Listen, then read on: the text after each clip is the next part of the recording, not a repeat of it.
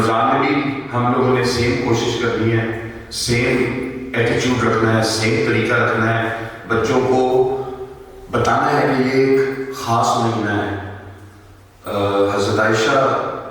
کی حدیث ہے کہ رمضان آنے سے پہلے رسول اللہ صلی اللہ علیہ وسلم ہم سب کو تیاری کروا دیتے تھے کہ محنت کرنی ہے۔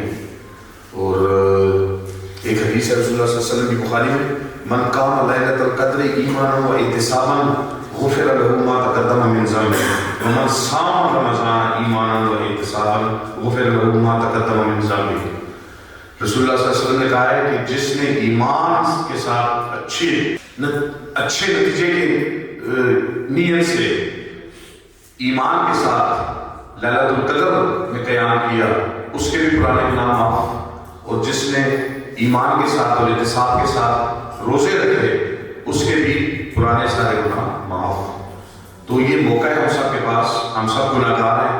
ڈیلی بیسس پہ گناہ کرتے ہیں، اور رسول اللہ صلی اللہ علیہ وسلم تو ان کی مشہور دعا ہے بلغنی رمضان، کہ رمضان ہمیں دکھا۔ تو ہم سب یہ دعا کرتے ہیں کہ اللہ تعالیٰ ہم سب کو رمضان دکھائے،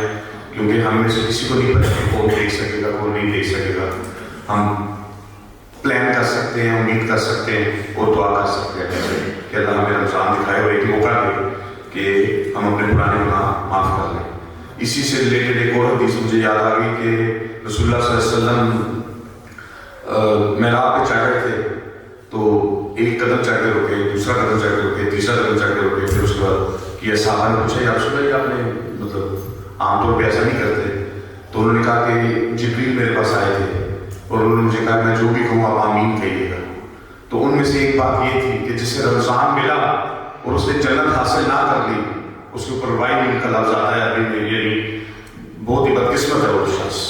بہت ہی بدقسمت ہے وہ شخص کہ رمضان سے ملا اپنی زندگی میں اس سے جنت نہیں حاصل کر لی۔ اسی طرح دوسری چیز یہ تھی کہ کسی کو بڑھاپے میں اپنے ماں باپ ملے ہیں اور اس نے ان کی خدمت کر کے جنت میں حاصل کر لی۔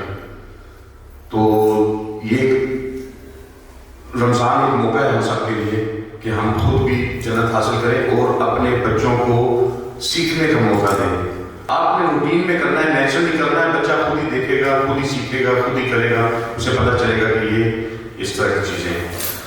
ایک اور بات صرف کلیریفیکیشن کرتا ہوں کہ اللہ تعالیٰ کو بہت زیادہ پسند ہے قیام اللیل۔ قیام اللیل عام دنوں میں تہجد کو کہتے ہیں، رمضان کے لیے تراویح کو بھی قیام اللیل کہا جاتا ہے۔